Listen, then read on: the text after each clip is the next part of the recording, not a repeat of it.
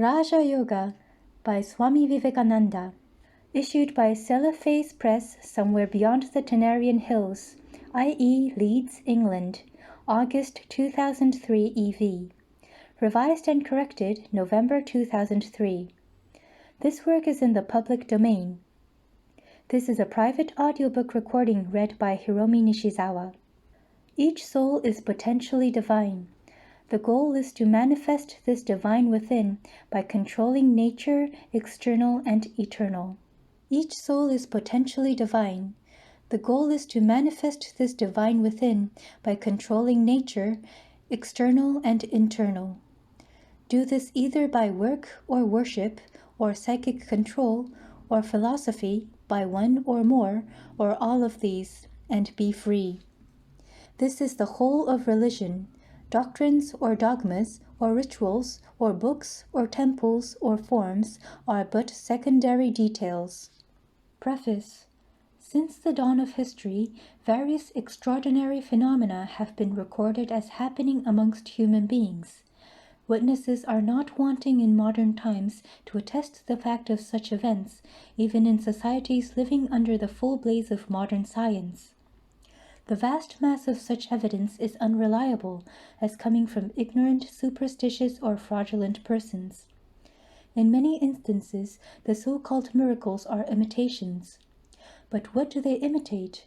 Is it not the sign of a candid and scientific mind to throw overboard anything without proper investigation? Surface scientists, unable to explain the various extraordinary mental phenomena, strive to ignore their very existence. They are, therefore, more culpable than those who think that their prayers are answered by a being or beings above the clouds, or than those who believe that their petitions will make such beings change the course of the universe. The latter have the excuse of ignorance, or at least of a false system of education in their childhood, which has taught them to depend upon such beings for help, and this dependence has now become a part of their degenerate nature. The former have no such excuse. For thousands of years, such phenomena have been investigated, studied, and generalized.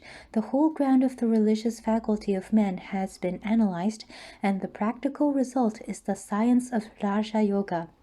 Raja Yoga does not, after the unpardonable manner of some modern scientists, deny the existence of facts which are very difficult to explain. On the other hand, it gently, yet in no uncertain terms, tells the superstitious that miracles and answers to prayers and powers of faith, though true as facts, are not rendered comprehensible through the superstitious explanation of attributing them to the agency of a being or beings above the clouds. It declares to mankind that each being is only a conduit for the infinite ocean of knowledge and power that lies behind. It teaches that desires and wants are in man, that the power of supply is also in man, and that wherever and whenever a desire, a want, a prayer has been fulfilled, it was out of this infinite magazine that the supply came, and not from any supernatural being.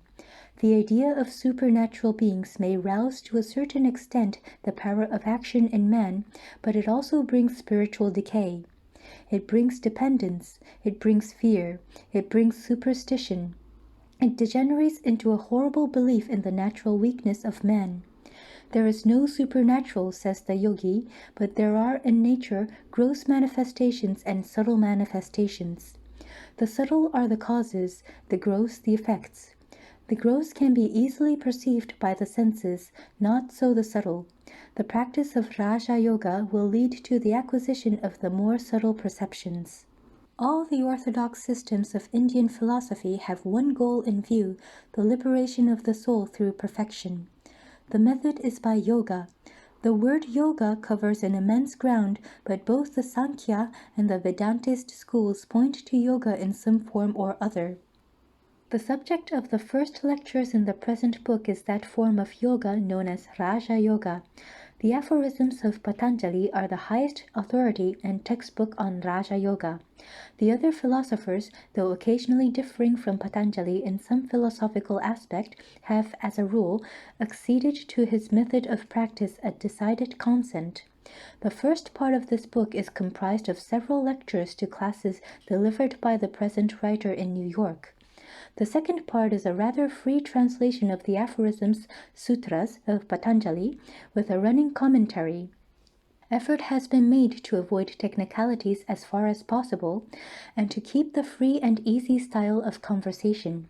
In the first part, some simple and specific directions are given for the student who wants to practice, but all such are especially and earnestly reminded that, with few exceptions, yoga can only be safely learned by direct contact with a teacher.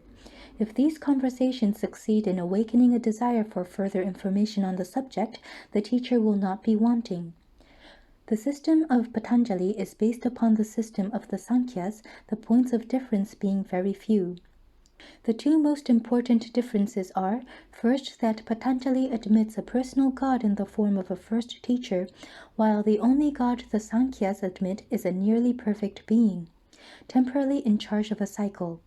Second, the yogis hold the mind to be equally all-pervading with the soul, or Purusha, and the Sankhyas do not. The author.